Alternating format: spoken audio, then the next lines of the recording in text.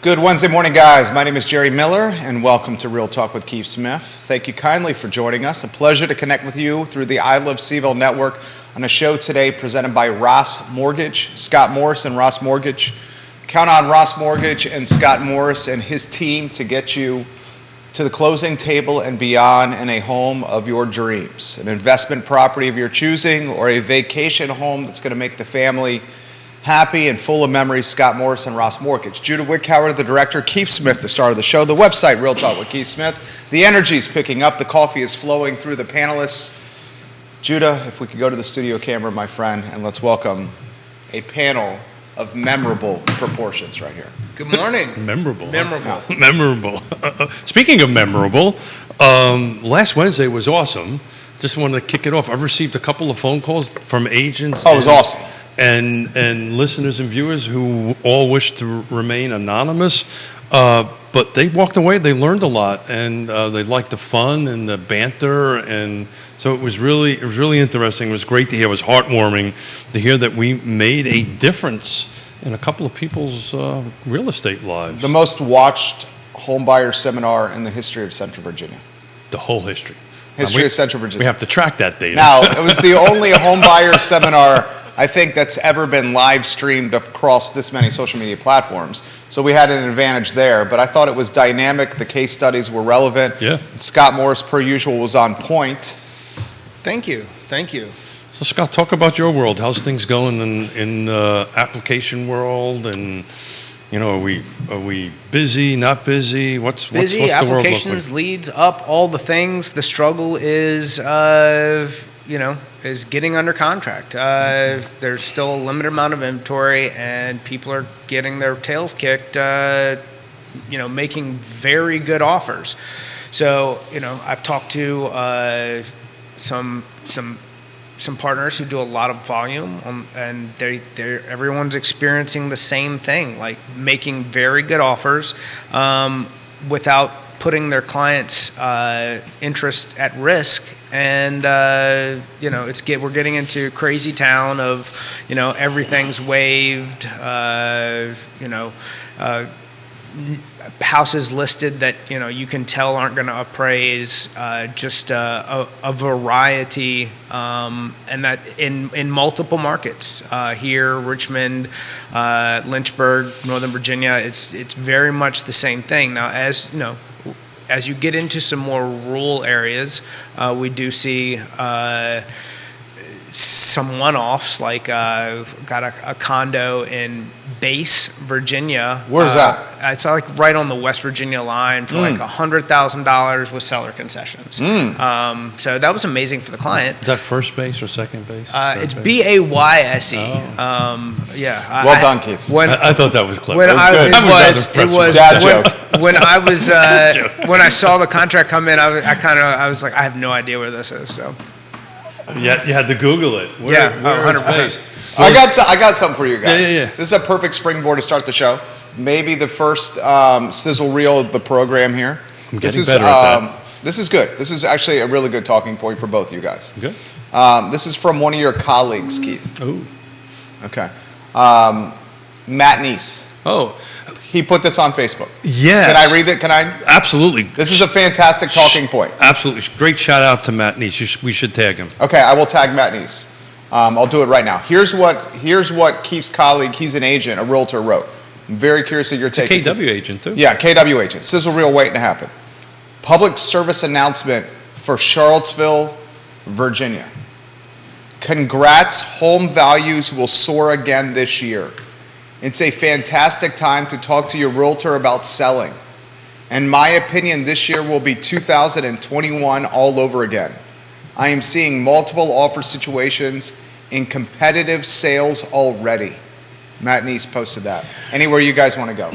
Yeah, so I'll jump in first. It's exactly what Scott was just about ready to say. And, over to our left, we've got the boob tube on the wall running. So if you watch the boob tube and they're flashing home values are dropping 5%, well, the question is where? It sure is not happening here. We did on Monday a quick analysis, and I may have the exact number off a little bit, what sold at Lake Monticello, the first quarter of last year and versus first quarter this year, it's up 10%. So, right now, you could not think of a better time to sell your home to get the most value from it. So to Scott's point, and that's happening all over. I mean, there was an Esmont home that we looked at, one of our agents looked at over the weekend, that they couldn't get in until 7:30 at night on Sunday because it was booked all the way through the weekend. So, shout out to Matt Neese, KW agent, he's spot on, couldn't think of a better time to put your home on the market. A little struggling on the buy side, but we've got some tools we can help you out with that. Scott Morris. Yeah, so speaking of tools, I've got a great opportunity for a client who's going to be using a 2-1 buy down, and so we're still in a perfect environment for that.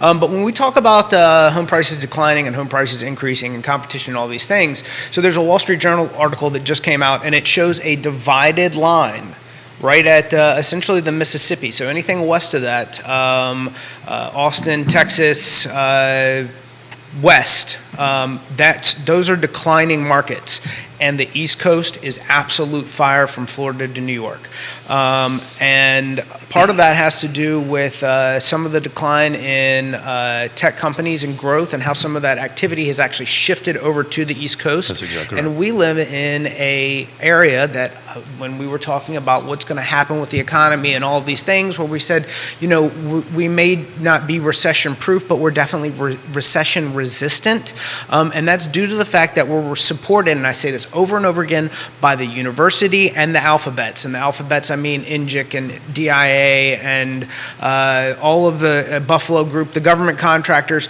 and that is from Northern Virginia down. When you look at the communities that largely survived the last great unpleasantness that we had, the areas from Delaware, Maryland, Northern Virginia, through Virginia Beach were very much, and Charlottesville for that matter, survived it very well, because so much of that is fed through government contract income and the communities that support that income. So it's just like in the military, you've got your people who are on the tip of the spear, but then you've got all of your people who are bringing beans and Band-Aids and bullets.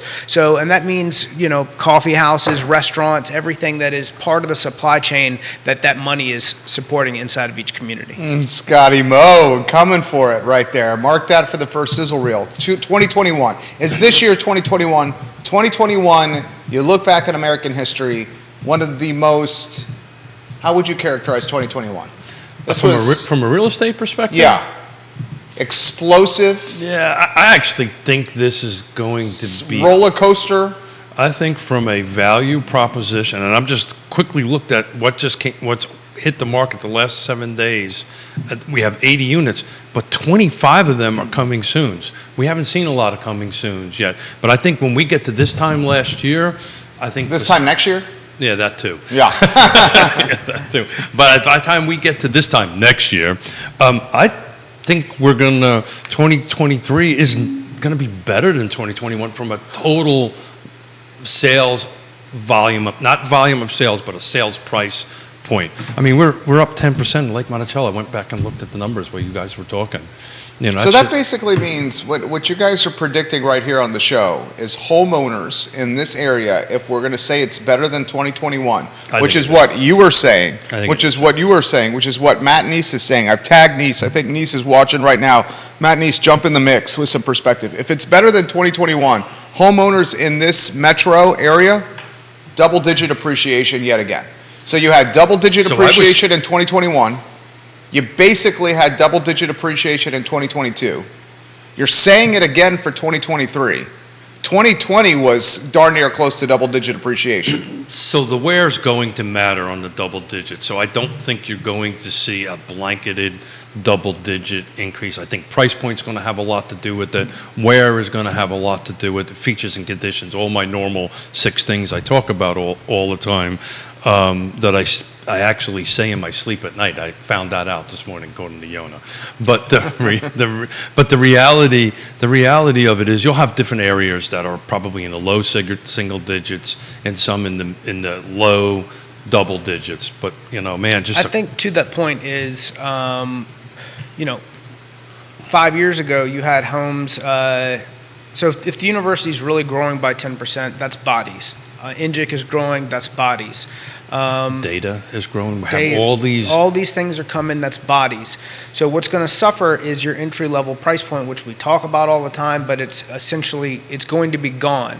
And what you will have is you're going to have a bunch of people who've got $600,000 houses who are now worth $800,000 who think they're worth $1 million. So that's the stuff that we're already seeing that's going to sit on the market for longer than it should. Price matters, man. Price matters. You're saying what's sitting on the market longer than it should is $1 million plus? Or what people think is $1 million plus. Okay, so what you're seeing sitting on the market I think is you're 850 or 800, 850 up. I think there's some. That's where it gets really gray, and you really need the right professional in there putting that house on the market. Because if you miss at that price point, nobody's showing up at the door. Keith Smith, thoughts on that? Yeah, you're 100% right. And there's a reason why I do what I do, to the point that it's annoying, right? Which is location. Which thing? This I love you, homie. I love you. You know I love you. He's my boy. He's my inner circle boy. I only zing him like this on the show. I don't even do it off the show. I strictly do it for the sake of the show. I'm going to write down. What is it? Jerry did this at 10:29? No, I am the executive producer. You are the executive producer. The show is Real Talk with Keith Smith. Yeah, well, back to the comments we received. That's just what people love. People love the back and forth. The back and forth and the zinging and all that kind of great stuff. And it's fun.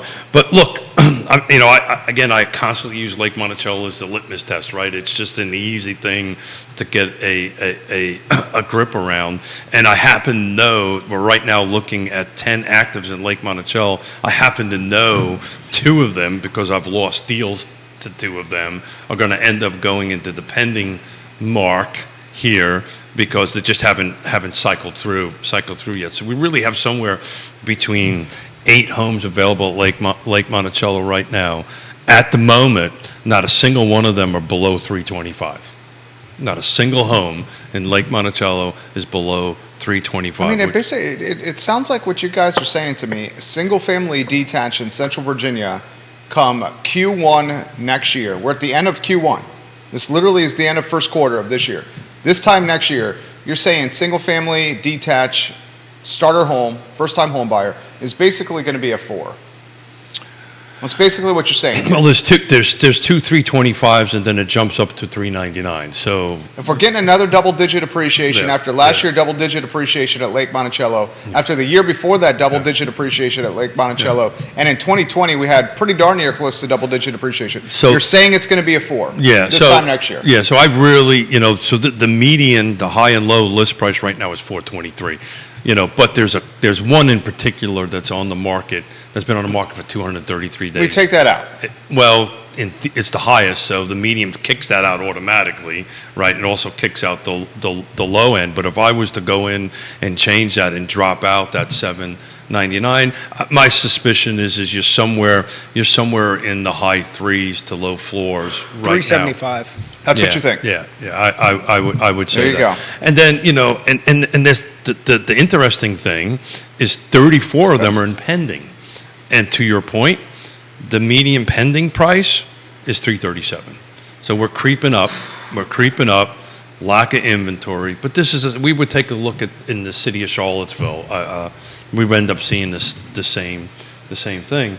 I do want to at some point get to this 170 something pages that dropped last night, which I have not read, which is the Home Buyers Incentive Generational Trends Report. And we talk about this on the show. We do this every year around this time of the year. But we called, I can't remember what show it was. It was before the beginning of this year. So I'm going to read this one sentence because I think this is impactful. In terms of, this is from the staff report or the executive summary report. In terms of numbers, the shift was huge. In 2021, millennials made up 43% of the buyers. So 2021, we had 43% of the buyers. Last year, it dropped to 28%.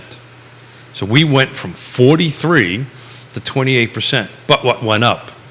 The boomers went up by 10% on that end of it. So we've been talking about this, that it's not interest rates, it's not whatever. A lot of this is going to be generational pressure putting on from the buyer's side of it. Got to read through 170 something pages with lots of pictures and stuff like that, which is fun.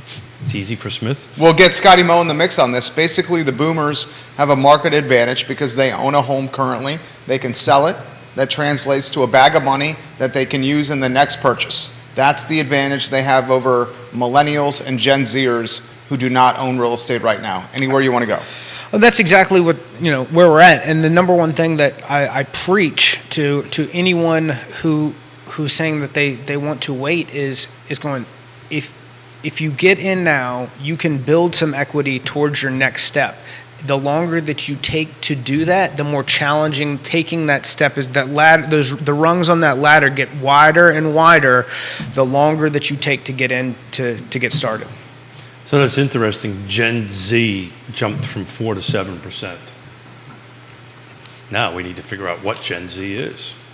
Gen Z, Judah's got he's got a chart with We got a chart. We got a chart. We got a chart we can put on screen. Let us know when that's on screen. It's our generational chart. Born 99 through 2011. Oh, look at that, Judah. Look at you. It's on screen right now. I got to tell you, Judah, I like that shirt.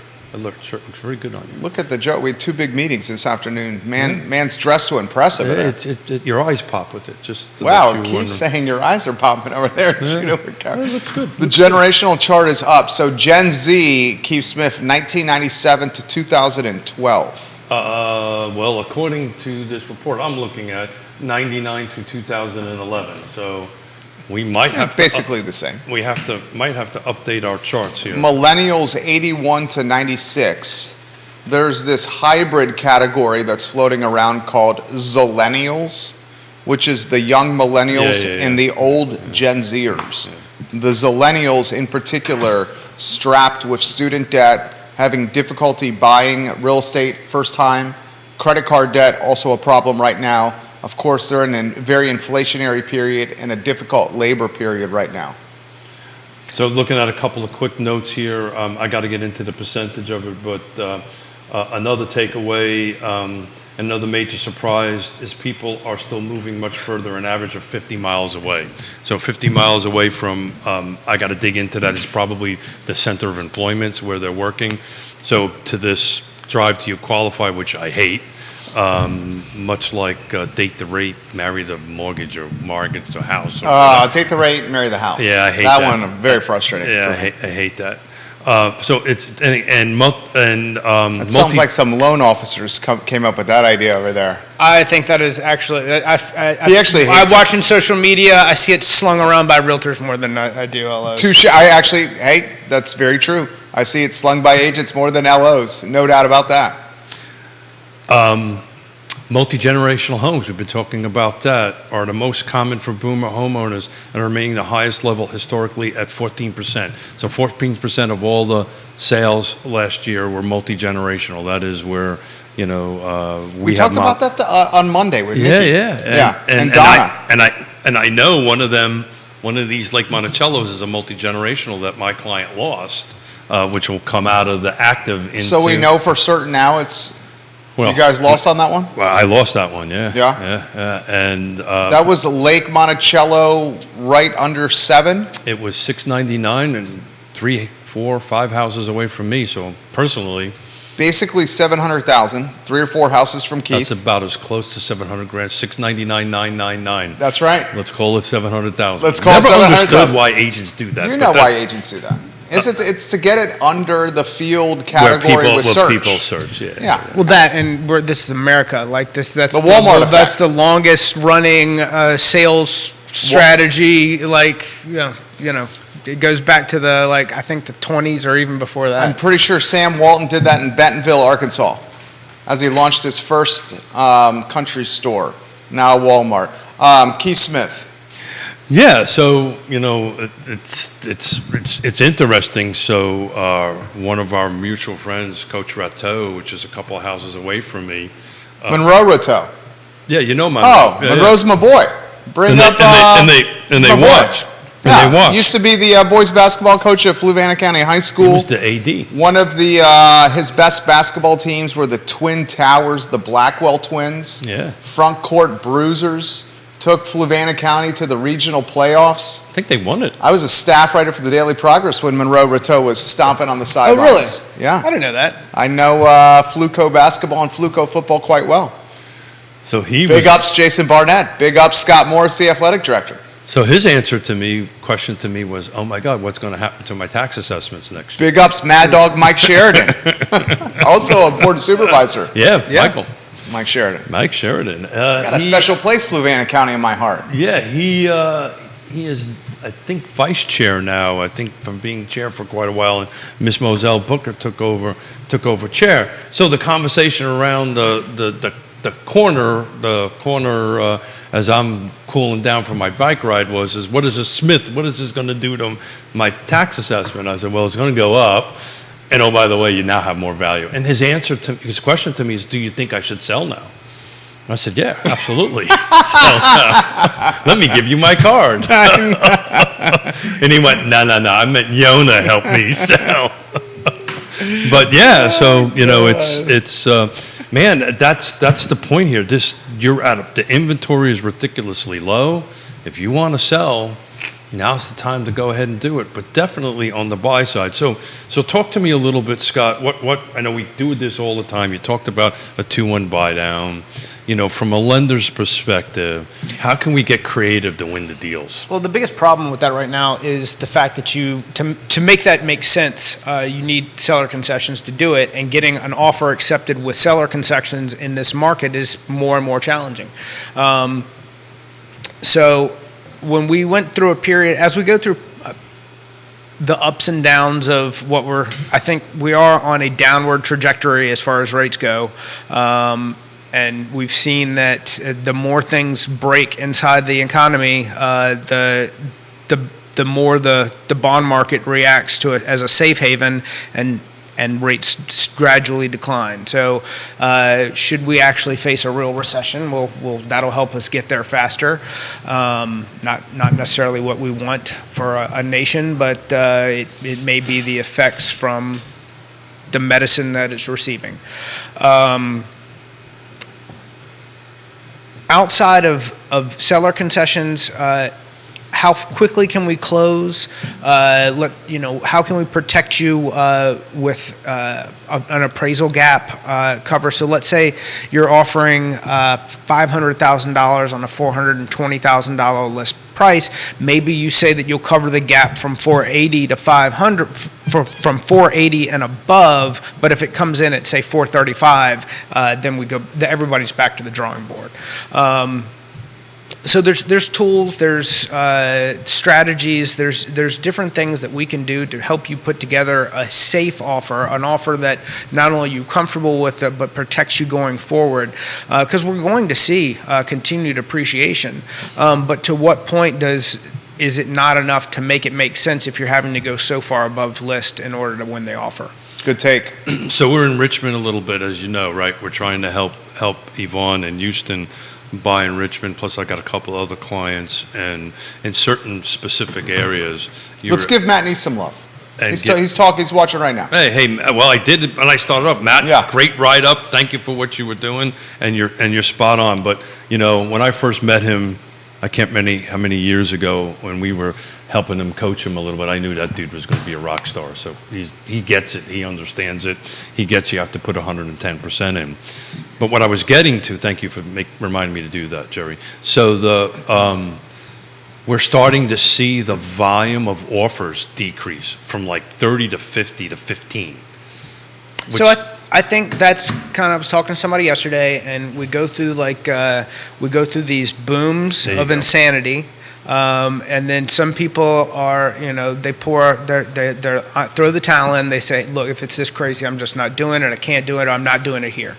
And then we see, week over week, the same. If you're out there and you're making offers and you're trying to find success, if you continually go to the well, eventually you'll draw water. And we also see these booms of inventory come in, so that makes it a little easier as well. But if you're somebody, if you've gone after it 2 or 3 times and you think that you've just had enough, it does take people out of the pool. but at the same time, in order for you to win, you've got to keep going. You got to stay in the game. Got to stay in the game. You got to stay in the game. So a continuing It shot. gets back to the Michael Jordan about 10,000. taking a shot at the end of the game. Yeah. You know how many game winners he missed when he didn't take the shot at the end of the game? There's like thousands, like some huge. You gotta take the shot at the end of the game. Huge. That's what you're saying. Take your shot. Yeah. That's basically what he's saying. So to my dear friend Scott's point, last Wednesday there was only 70 that came on the market. Now I'm looking at 90. Right. So that's a little bit of a bump. Now I need to take a dive into that. 25 of them are coming soon, so technically they're not on the market, for the general public at this point. But in our situation, in our MLS, we can see them. But I want to continue the shout out to my dear good friend Matt Neese on that end of it. What he's trying to say is the exact conversation I had with Yvonne in Houston. They were asking me how come it went from 50 to 15, and you're starting to see some people peel off for many reasons, right? They're getting frustrated, they're peeling off, they want to take a 2-week break. To Jerry's point and his Michael Jordan comment, now's the time to stay in because now's the time to win. And we were having a conversation like, spring break's coming. Well, if you're buying a house, you have Spring break and wait. Spring break can wait. Yeah. You can say, you know what? I mean, I've had some good times at Panama City Beach. I mean, yeah. We saw a super active. This is a different spring break. This is not that spring break, sir. Scotty Moe knows about that kind of spring This break. spring break, I wouldn't know. I was defending our country where you guys were having fun. There you go. But the reality of it is if let those people peel off and you stay in the game, Yeah. and you end up with at least competing against 15 instead of 50. Well, do we expect, Scott and Keith, more inventory to come as the weather warms? Or is this spring, summer, traditional market season over? You're going to see a combination of things. You're going to see, I think, as we continue to see a gradual decline in rates, people who and then are finding out they have so much more equity than they may have initially thought, and some of them are going to find out with tax assessments that there's opportunity to take advantage of the low inventory by selling the house and being able to use this equity to make a down payment and hold some cash in reserves that can allow them to move into that step up, that next property.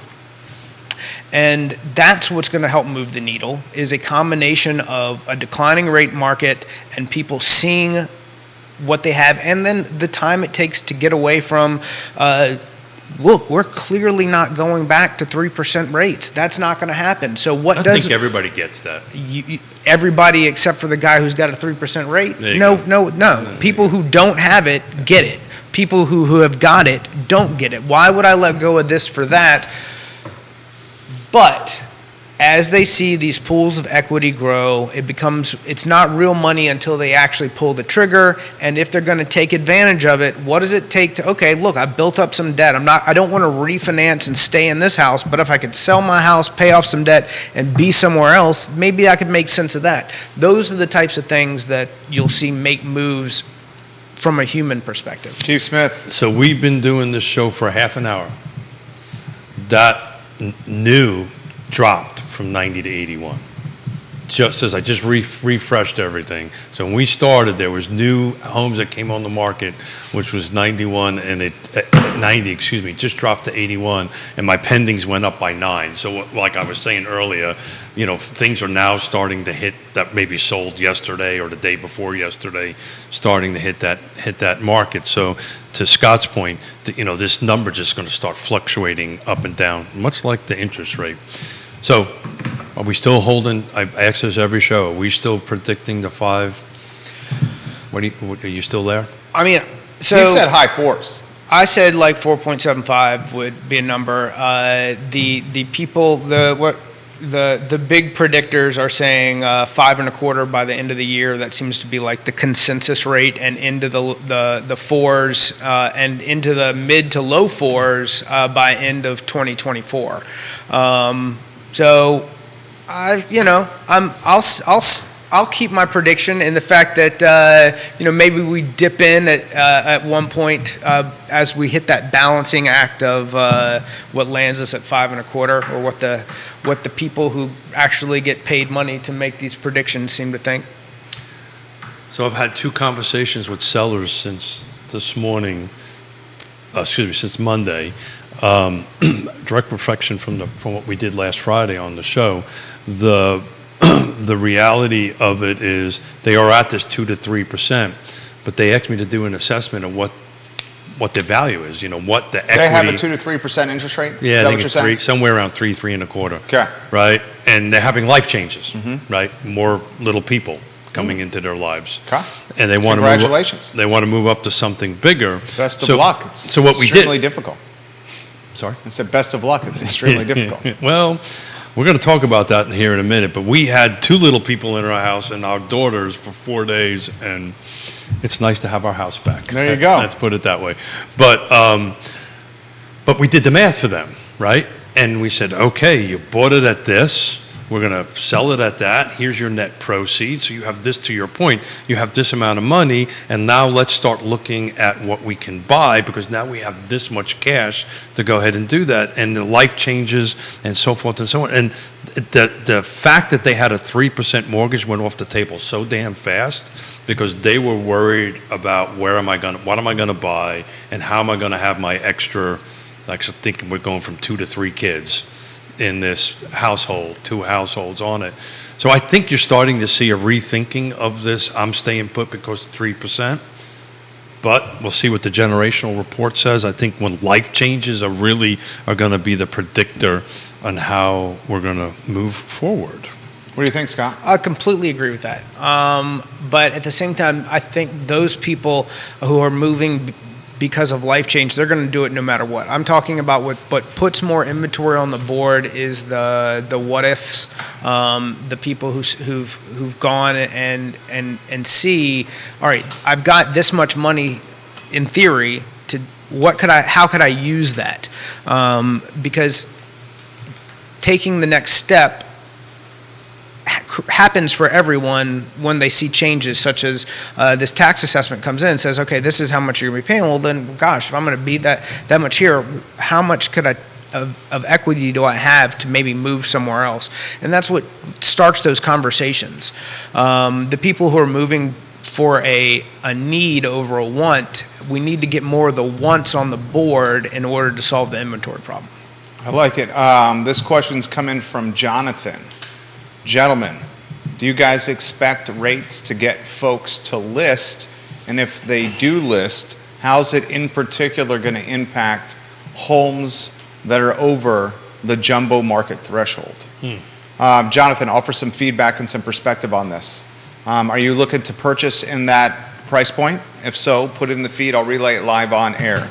Do you want to touch on that? And Paul McCarter has also asked me to bring up condo financing with you. That came up from a thread he and I had earlier in the week, tail end of last week, coming up again now.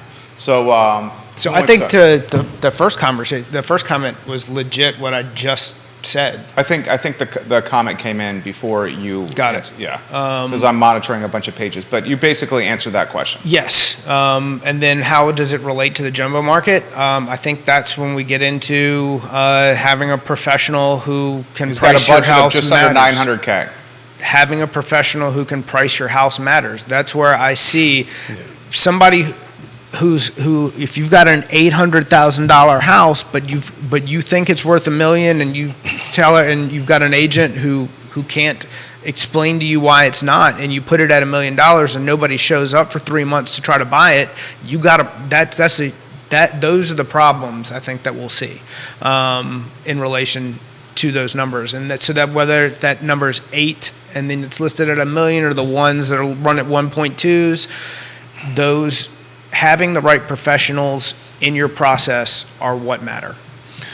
So I'm taking a quick look at why prices matter, right? So I'm just taking a quick look as you guys were chatting on what's in the city of Charlottesville, to your point, and I won't call out the individual properties, but there's some properties in here that are north of $1 million. There's two in particular that are between 173 and 152 days on the market. Taking a very quick look at them, again, without doing a quick, a true CMA on them, they're probably overpriced, right? And I would think if you go ahead and drop that price down a little bit, it'll go ahead and move. The units that are much smaller, much lower in price are only on the market for a couple of days. This comment comes in, why would anyone sell now listening to your projections? Why not just wait for the next double-digit increase? Well, so I'm trying to, as you guys are talking, I have to take a deep dive in it, but one of these generational sales, it talks about why people are moving, right? And most people move because of reasons of life events. They have to move. So it becomes death, divorce, more kids, that. Jobs. And the good thing is if you have one of these things happening in your life and you have to sell and move, my God, depending when you bought, you're walking away with some pretty decent appreciation. So, to that question, if you know that you have equity now, so the increase is going to happen on the property that you're also going to be trying to buy. You're saying the property you're buying is more expensive than when you bought yours. So while you're leaving with a bag of money. Yeah, well, someone's saying, why don't you just wait for the next increase before you buy? Because the property that you're going to be buying when you're it's going to be more expensive. That's going to be more expensive also. No. So would you rather have a 10% increase on a property that's worth 20% more than the one that you're buying now? So what I mean by that is if you're selling at $400,000 and you're buying at $600,000, if the increase is going to be, the percentage that you're going to be gaining is greater in the $600,000 property, why not get into the $600,000 property sooner? And enjoy it. So yeah. Enjoy it earlier. So along those That's what you're saying. Yeah, well and all right, let's say that you put down, let's say you put 10% down on the $600,000 property, but you can, if you're buying sooner, you can get to 20% faster so that you can have mortgage insurance removed from that property rather than buying it when it's $640,000 and you've got less to get in the game with. The only time it makes sense, time in the market like they're talking, is if you're moving out of the market to a place that is demoralized and depressed from a real estate value standpoint. Yes. If you're staying within market, it makes sense to do it right now. That's what he's saying.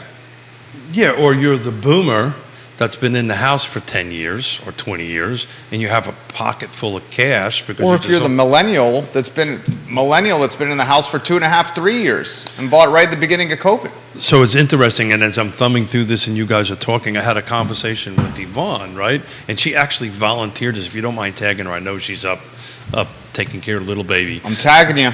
But am I friends with her on Facebook? We need to be friends on Facebook. Come on. She said to me, because I was talking about this report earlier this morning, because I got the early morning phone call from her, and she goes, "Yeah, you know what, Dad? You and I are competing against the same thing, because Yonna and Yonna's starting to has me like, okay, well, hold it. If this house sells for $700, I've got a lot more equity in my home than I thought I had." Right, and we were now looking at, because my preference is to move into Belmont, downtown, yada yada yada. I was like, well, hold it, this makes sense. Now I'm going to work out with a ton of cash that I didn't think I had, that I will have once we go ahead, that thing closes, and now I've got the cash to go ahead and buy in Belmont, and my mortgage stays to a point that I'm happy. I'm happy with it. You're happy because I bring a lot of cash, and I'm happy. Plus we get a loan.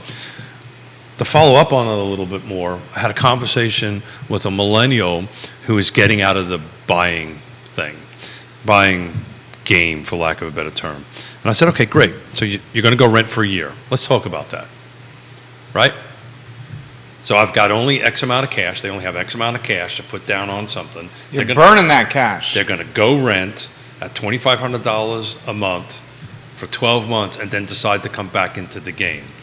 And my point to them was you might as well get in the game now, because you're going to burn all that cash up, whatever that 30 grand worth of cash on that. And oh, by the way, what we're looking at is going to be 5, 6, 10% higher than it is now. So let's figure out a way to get into the deal now, start building equity. And it worked. So they'll be calling you in a little while. And it worked because they said, you know, you're right, let's get in there. If you're just tuning into the program, we led the show with Matt Neese's comment, a KWA agent, that he expects 2023 to be synonymous with 2021 from an insanity standpoint, a frenzy standpoint, a multiple offer standpoint, waiving home inspection standpoint, appraisal gap coverage standpoint.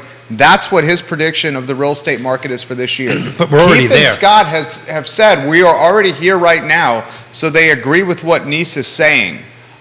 So curious of your thoughts, viewers and listeners. Good morning to Jamie Turner and Neil Williamson. Thank you for watching the show. Good to see you on Friday, Neil. This comment comes in from JT. He says, what is the panel's thoughts on the quiet layoffs that are happening? Jamie Turner, who is, I believe, are you a government contractor, Jamie? Is that right? Living in Culpeper. He said there's quiet layoffs happening everywhere. I can add to this. I will add to this. I haven't said this yet on the I Love CVille show. I'll say this on Real Talk here with Keith Smith. Thank you. I've confirmed with multiple folks that are looking to get hired at Willow Tree, for example. They had job offers extended to them, and as this banking crisis became a reality, those job offers were put on ice or pulled back. We're talking in the bottom of the 9th inning here. Yeah. And that's happened to multiple folks that are looking to jump on the Willow Tree train. Jamie Turner, what are your all's thoughts on the layoffs impacting supply? I know we talk about being insulated from that in this area due to UVA and the government, but I can tell you that layoffs are not just in Silicon Valley, they are happening here as well. Thoughts on that? I'm on board. If it's happening, it's happening, but it's got to show up in jobs reports.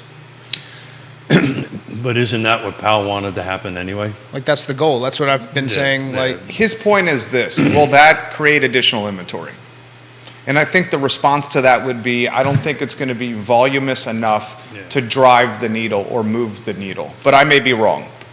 That's his point. Will we see new inventory come on the market because of layoffs, is what he's asking. And you might see some come on the market.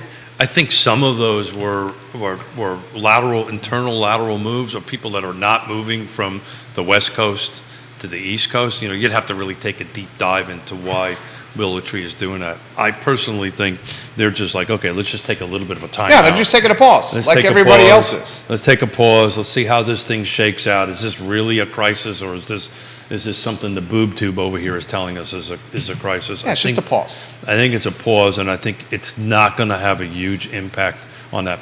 Much similar on Friday, we're going to have Michael Payne and Lloyd Snook sitting in here, because one of the questions I'm going to ask them, is do they think that this upzoning is going to be a huge impact in inventory? We'll see what that answer is going to be. I know my answer to it. Mayor Lloyd Snook Friday, Councilor Michael Payne Friday, here Real Talk with Keith Smith. I'm excited about it. Both running for re-election. We also should highlight this, Keith. There's more folks coming to this area, even if the freezes and layoffs are happening. They're being replaced by additional potential buyers coming to this area in numbers. Yeah, but no, it's this boomer, right? Michael Pleca, too many Michaels. A lot of Michaels. Shared with this Greene County open house he did a couple of weeks ago. The 12 couples that came in were all out of Northern Virginia, all retiring out of Northern Virginia, all cashed out of Northern Virginia, right, and moving into our marketplace. We've always been like this here. I've been in this marketplace since the 1880s, since 1987, and historically, at least on the building side, I mean, Scott, you used to swing a hammer for us. How many people that we used to work that we built houses for had Yankee accents? Moved in from out of area. That was what grew that entire market. That's exactly right. So that's not changing. I mean, it's just I just really don't see it changing. Time will tell. Time will tell. Questions, comments, put them in the feed. We want to give Intrastate Service Company some love, a home's best friend, ISC, Intrastate Service Company, proud partner of this show. This from the mayor of McIntyre. In the 2010-2011 time period, Obama made some policy decisions that reduced defense spending. Nobody in government knew what that was until the layoffs started happening. Thank you, Bill McChesney, for offering that perspective. This comment has come in. What about people who purchased in 2021 and 2022 who now see their mortgage payments increase due to increase in taxes, due to increase in assessments? That's from Kevin Yancey. That's happening literally right now. Well, Kevin, that's the exact conversation I had with Coach Rateau. It's literally the exact conversation because they're in the middle of contesting the other this year's tax assessed value. And once this particular unit home closes around the corner, it's going to be really hard to go ahead and start contesting that. So look for tax assessments to go up. Now, it's a three-sided triangle. We talk about this all the time, right? There's rate and budget and so forth and so on before you actually hit your bottom line on how much cash you're paying. But it's interesting. If things shake out a certain way, my little home at Lake Monticello, at the acres, I'll be paying the same amount of cash if it was in Albemarle County. If it shakes out a very specific way.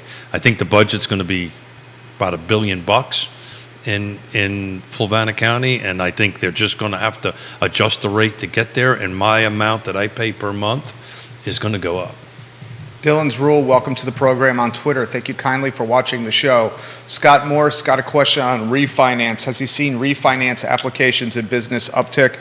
And then we'll get to Todd Rath, the owner of Blue Toad Hard Cider, with a comment. Refinance for Scott Morris. Refinances have been based, that I've seen personally, have been based on, hey, I've got some debt on the table, I want to take it off. It's been, how can we look at this from a perspective of what my actual cash flow looks like, and does this truly make sense for me right now? And that's, and there have been ones that I've turned away and said, look, you can get a home equity line of credit. While it's going to be an outrageous rate, you need much less money than placing a full reset on what you've already got. So I'm not above pointing someone in the right direction, rather than just letting them go through the motions to try to get a minimum amount of money.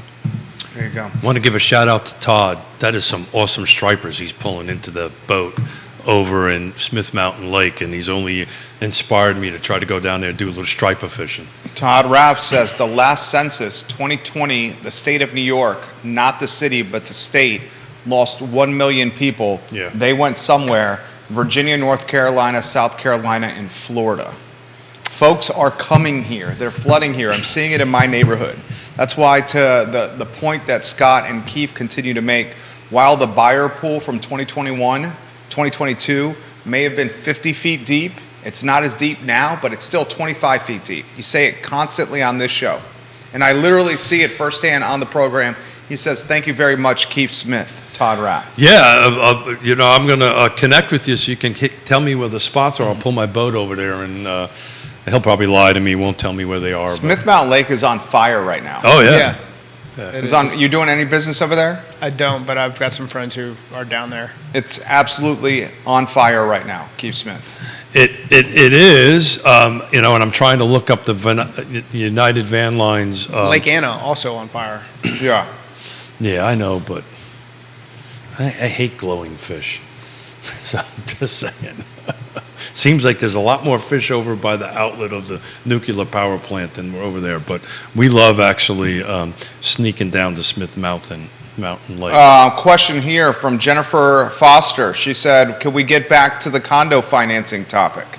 Who wants to go down that road? What's the question? The difficulty to finance condos. Not necessarily. Is it warrantable? Is that the word? Yeah, warrantable, non-warrantable. We're going to have full review versus limited review, spot approvals on FHAs. It's not necessarily difficult. Some will require a larger down payment than others in an attempt to get a limited review. There's just it's definitely not. There's a misconception, is there not? It's not the super complicated thing. There can be some greater costs depending on the condo questionnaire fees and some little things, but nothing that prevents you from going out and buying one if that's what your intent is. This is, Todd, you put this, or excuse me, Paul, you put this on my radar. That's why we're bringing it up now with the condo financing question. Rath, before I forget, says he owns 3 homes at Smith Mountain Lake. He bought them in 2010. He says it's the best investment he's made. The 3 homes he's bought at Smith Mountain Lake. And pretty awesome fishing. So on that Todd's comment on New York, I pulled up the United Van Lines 2022. This is all about the inbound and outbound. How many people coming into the state of New York and how many people going out. Todd's spot on. Inbound was 38%, outbound was 62%. So 62% of all United Van Lines moves were outbound of it. Number one reason for people going outbound was 32% for retirement, 28% for family, another 28% for lifestyle, and there's a couple other different things. Versus Virginia, well, I'll look at Virginia real quick to see how Todd's inbound was 52%, outbound was 47%. So we're catching some of that outbound from New York into Virginia. Bill says, Keith, don't fish on the hot side, which is Lake Anna. He's right. He's right. And Miss Foster continues for Scott. So the condo financing is not as difficult as it is made to be. It is not as difficult as it is made to be. Why is it made difficult? Why is the perception difficulty? Because depending on the unit, there can be some challenges when a number of owner-occupied versus investors, and what makes them warrantable and non-warrantable. If you want to go FHA, is it FHA approved?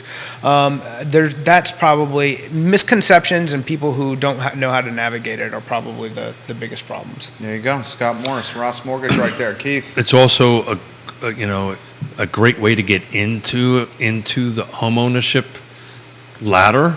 I'm just looking at what's available in condos. It's not much, man. Not much at all.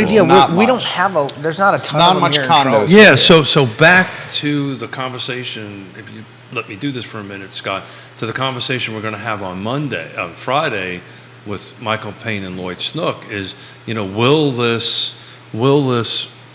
upzoning, to use your term, going to help increase the condo picture? But I'm right now in the city of Charlottesville, because that's where the largest condo. Well, let's clear up.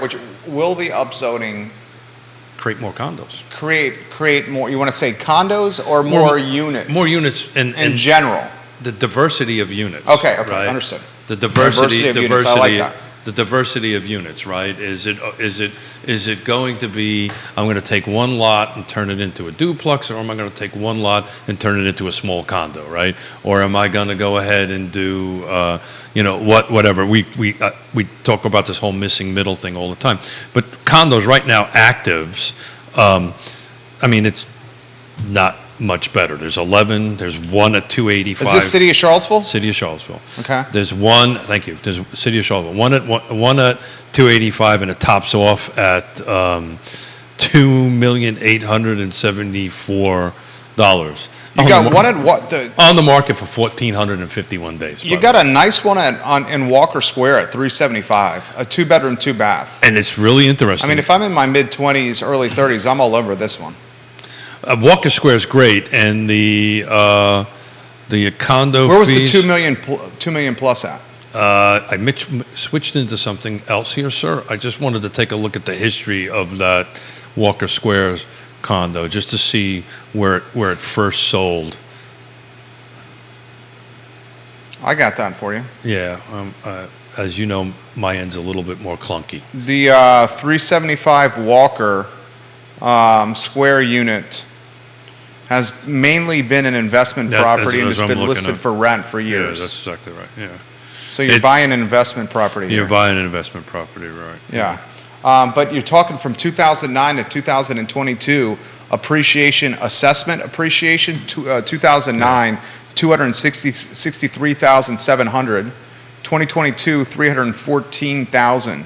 Why does the appreciation, someone's made this point, the appreciation for the condo attached property does not keep pace with single family detached, with R1? I think a lot of that has to do with the dirt portion of it. You have to really take a look at pulling the land out, because with a condo, you buy a unit, you don't buy the land, right? So that's generally the rule of thumb. But I remember selling not too long ago, 5 or 6 years ago, this same unit for under $200,000. So to make a long story short, they've increased quite a bit. But I love this concept. They're not, that building is not elevated. You have to walk up a set of stairs to get in it. So, but you can walk to eating, you can walk to the hospital. Most of these units that I help folks buy for, we're renting out to nurses, travel nurses, and stuff like that. Michael Fisher of Ross Mortgage watching the program right now. Fish, what's up, He man? wants a hot take from Scotty Moe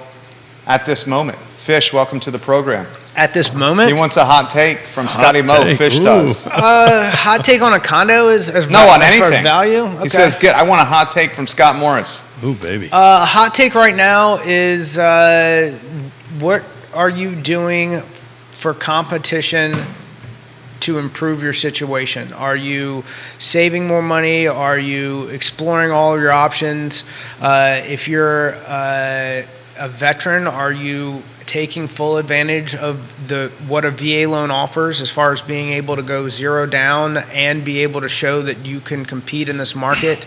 I've got an offer that is dying to be made, but they're looking at some very distressed properties and trying to keep realistic expectations that these couldn't be financed with a normal conventional loan, much less a VA loan, but that the struggles aren't so much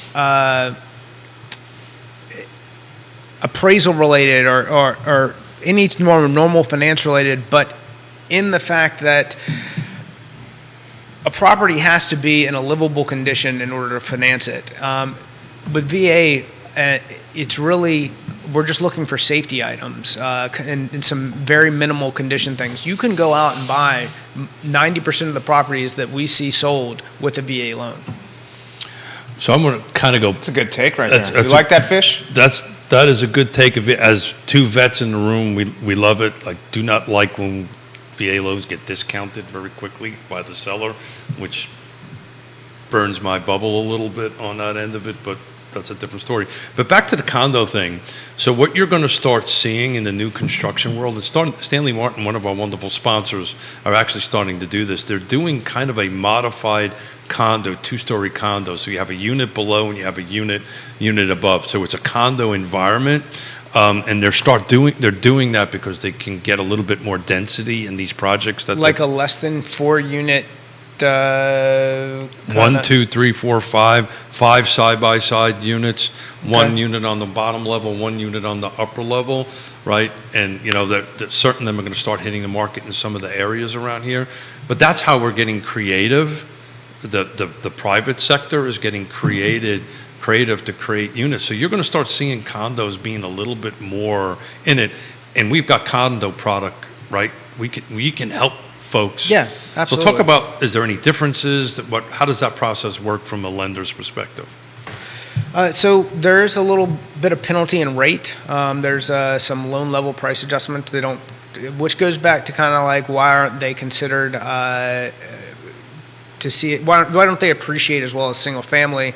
I think that's part of what investors price in to where these penalties, and Fannie and Freddie, where these penalties come from. Not that they're necessarily higher risk, but that they don't appreciate as much in value. That's something to take in consideration. But the main thing is, if they're out there and you want to go buy it, let's make sure that if it's something that you have to put 10% down on, that you have the funds to do it. Let's see what they're coming to market for and what else is out there as far as what you qualify for. We want to serve what's best for you in each individual situation, not maybe just that there's a condo, let's go try to buy it. There you go. Johnny Ornelas, hello. Hey, Johnny, how's it going, buddy? John Blair, hello. Welcome to the program. Thank you kindly for joining us. Put comments in the feed. Mustache Dan Pettit, welcome to the show. join us with some discussion, if you may. Keith Smith. So I'm back on this generational thing and back to what Matt Neese was talking about, 21 and 22, and I'm looking at the United inbound to age group. So in 2022, it was 52% was over the age of 55. I'm doing some quick math right now. So that has jumped up year over year, 3%. So it was 49%. So we're starting to see more of, back to the boomer concept, more of the boomers coming in, and the millennials are kind of dropping off a little bit. I was just curious to double check that on how it jives with some of the national numbers on this. David says everything you have said confirms what you've been saying all along. The first-time home buyer has little to no chance. Yeah. Unless you've got a pot of cash. I mean, I think that's a little harsh. I think I'm still getting first-time buyer offers accepted. But where? In the hot areas or in the areas out on the edges, or? It depends on the property. He's paying $2,300 a month in rent. I mean, right now. first-time buyers aren't buying $600,000 properties, but About to start buying $400,000. they're about to start buying $400,000 properties. But what are we calling a hot area? You know, if it's investors aren't scooping up the 375 properties. Agreed, 100%. So they're not competing against that. Yes. That's the big difference between 2021, by the way. Yeah. So when they were 325 and rates were lower, that was a big problem. And it's not like investors aren't buying, but they're looking for, everybody's out hunting for a deal again versus just buying everything that comes to market. So if you're a first-time buyer and you're trying to get in, there's still options for you. You're not dead. It's just a little more difficult. I think that's a very over-dramatic characterization of the situation.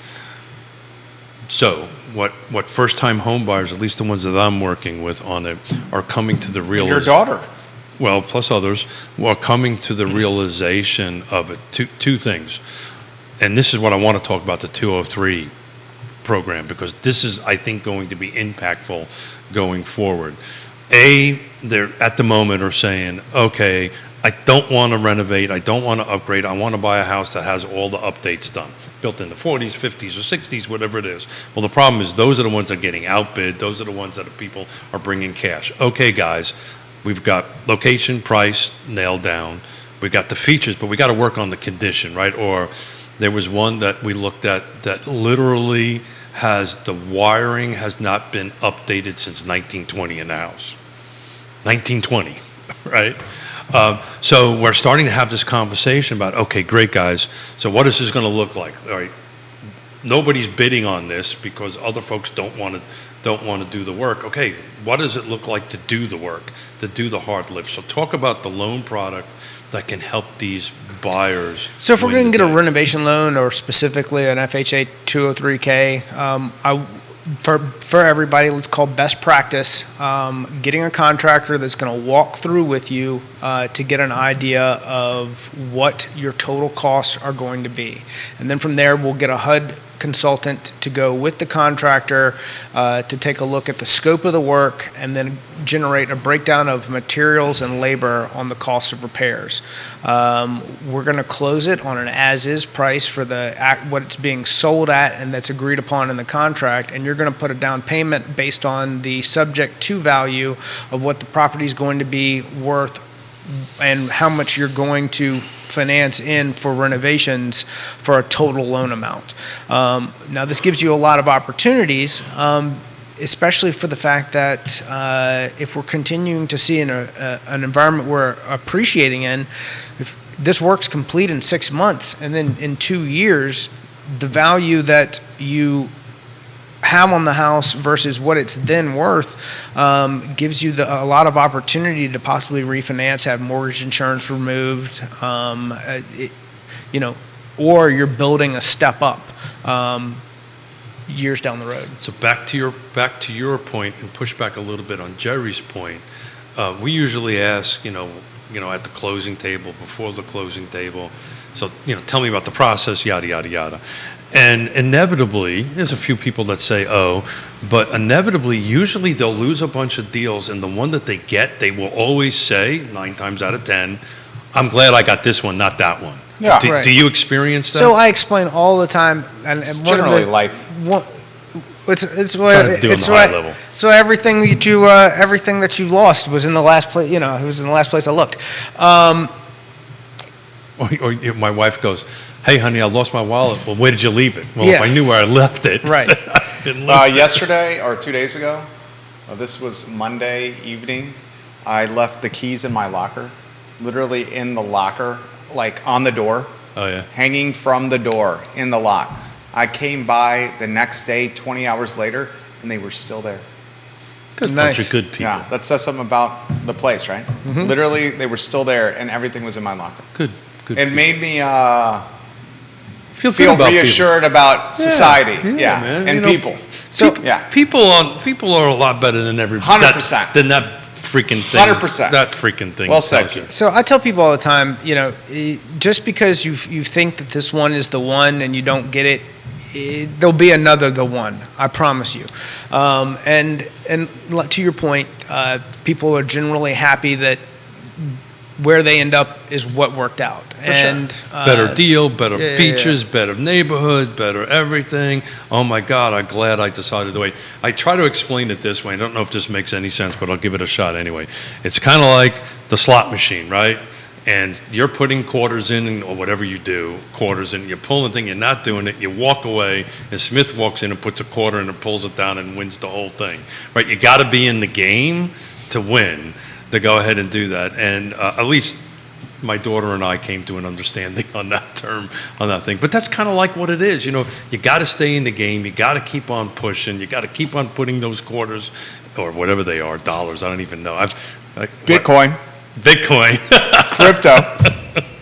Bitcoin. Katie Pearl on Scott Morris's Facebook page. Katie Pearl, Scott Morris would be a valuable resource to you and your clients. I think Agreed. you're finding that out. She says first-time homeowners can still buy. They just need to be flexible in terms of what home they There get you their go. feet wet in. Well said, KTP. Absolutely. And then you have to have this conversation. Okay, guys, we got to Love when you watch the show, KTP. If we're multiple floors and we're competing, we got to talk about, this is where trusted advisors and teamwork, right? Number 6, who's part of your team matters, right? To have the conversation. Okay, guys, let's sit down and talk about what waiving or for informational purposes only or pass or fail home inspection looks like, right? And, am I doing an FHA loan? Am I doing a VA loan? Is there any additional protections in that if we waive that? So you have to get super creative to go ahead and get. I'm not saying, we're not crossing any lines here, but this is all about educating the buyer. And it's the same with the seller. Like to replay the conversation I had with the seller was like, well, I'm at 3%. I got a life-changing event. I can't fit in my house any longer. What the hell am I going to do? He said, okay, time out. Let's sit at the kitchen table and do some math. And they realized, oh my God, I've got this pot of money left. It's like, okay, now let's take this pot of money and apply it to this home that you want to buy. And you know what? The math isn't that far off. It was an extra $100 a month or something like that because they took all that equity and they transferred it over Into a down payment on the into new a down property. payment on a home. And they're looking at a bigger home, better neighborhood for a few hundred, whatever. I think it was like $100, $150 a month more. And that's how you play the game. I got a question for you. What you got? You got Lloyd Snook and Michael Payne on the show on Friday. Mayor Lloyd Snook, Friday show, 10:15 a.m. Councilor Michael Payne, Friday show, 10:15 a.m. What questions do you want us to ask them? Great. I don't even know what to punt. What questions do you want us to ask them? So I'm going to jump in on that one. Let's ask the feed. What questions do you want us to That's ask right. Mayor Snook and Councilor Michael Payne? And somewhere, because I've already got questions from other folks sending in. I got a lot of questions. Yeah, I mean, There's a lot of questions. Not from us, but these are from viewers and listeners to go ahead and do that. So please drop them into either my DM or Jerry's or anybody's on one of our many feeds, DMs. And what questions you want to get asked? The wheels are turning over there. Come on. No, Think no, of no. one. I've got nothing. I'm happy to pass anything along. I trust your judgment. The about- upzoning one is going to be a good one. The re-election's a good one. Right now, there's only 3 people for 3 spots. Scuttlebutt says Fenwick's in the butt. It's kind of early. Well, I know he's in the pot because I saw him walking around trying to get The signatures? Signatures. All right, so we'll go 4. Let's say Yeah. Deshaun Cooper, Bob Fenwick, He- Michael Payne, Lloyd Snook. On Saturday at the after the 10-miler, we went to the Ix farmers market, and he was walking around asking folks for signatures. So I suspect he'll get his number and will be on the docket to say on that. But yeah, so it's going to be a lot of fun. I'm looking forward to it. It's going to be the first of many roundtables we're going to be doing on Fridays. Start bringing in these elected officials. You know, we've got Dave Norris and Bellamy Brown up on deck, and we're just going to bumped into Sally Hudson at the event on Friday. Except she wants to come on in because she's running. So we're going to start stacking our Fridays up with these coffee with elected officials, candidates, and start, this 1.5 hour or whatever we're doing, 90 minutes long format is going to make a difference. Scott Morris, any closing thoughts? Closing thoughts, kind of, we know it's challenging out there, if you're making cash offers. I talked to 2 friends of mine who were making very good over list price offers and didn't win because they weren't willing to waive a few inspected. There were some things that they wanted in place but couldn't get there. So the inventory level makes it challenging.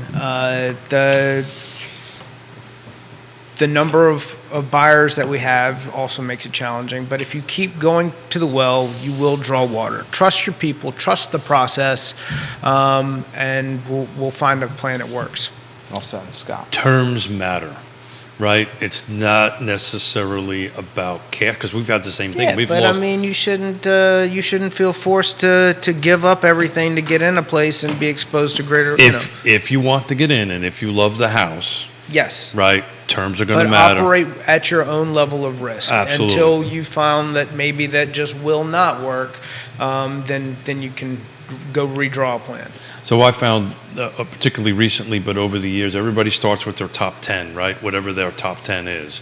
Then as time goes on, it drops to 9, it drops to 8. And at some point, there's a magic number of their top reasons of moving or their top needs into buying a home, and they settle somewhere around whatever number they are comfortable with. But terms do matter because we're losing cash deals for the same thing. They didn't want to waive certain inspections and so forth and so on. We actually flipped one into getting another one to win because we brought an home inspector with us to go ahead and do that. But the wrap up on my end of it, and maybe this is a poor analogy, but keep on pulling that lever on that slot machine because you will win eventually. The questions are coming in fast and furious. Neil says, "Will Keith keep his mustache?" I think Keith may win this bet, Neil. Whoa. So no, I think that was the question to ask. Yeah. There's Snook and Payne. Yeah, we've got other ones coming in, like this one for the mayor of McIntyre. Do Councilor Snook and Payne, do they ever consider a tax rate equalization? This one from Greenwood, the mayor of Greenwood. What could you have done differently to keep Charlottesville businesses alive during the height of COVID? A lot of folks are asking the topic I covered yesterday about CRHA buying the Dogwood Properties portfolio, 74 homes. Yeah. The Dogwood Properties portfolio owned by Woodard Properties. Yeah. And where that $5 million private donor zero interest loan is coming from? Well, here's my answer to that. I would have loved the land trust to get that money. $5 million zero interest loan?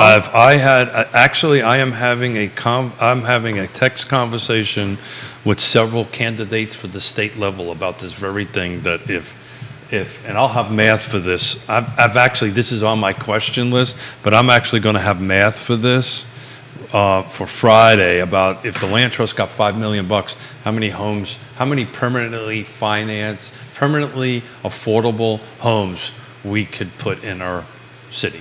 Katie Pearl asking a question as well. They're coming in fast and furious. There you go.